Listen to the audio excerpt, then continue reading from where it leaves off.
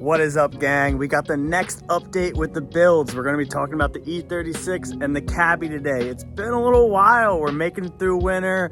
It sucks up here, I'm not going to lie. It's been like 5 degrees the past couple weeks. We're finally getting into the 40s this week, so it's going up from here. And that's good news because we got Burgers and Bernie's right around the corner.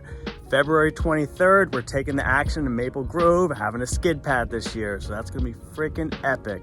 So that's what we're getting ready for. You'll expect to see the Cabrio and the E36 there. So let's talk about some updates and what's going on.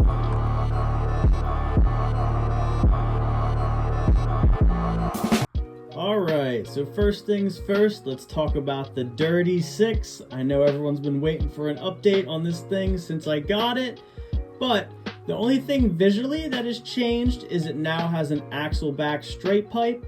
We replaced this when we were upgrading the diff. We swapped the diff from originally it was a 293. We swapped it to a 391. So it's smaller gear ratio.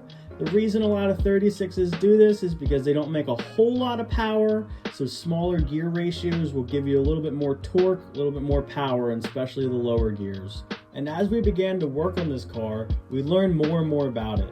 For example, the steering was already upgraded. We did know it had an M3 steering rack because I also have an OEM rack if I ever want it. But the steering shaft has a U-joint on it already. This is most likely a part Shop Max parts, and it's to eliminate some slack in the steering and make it more stiff for drifting and autocross, stuff like that.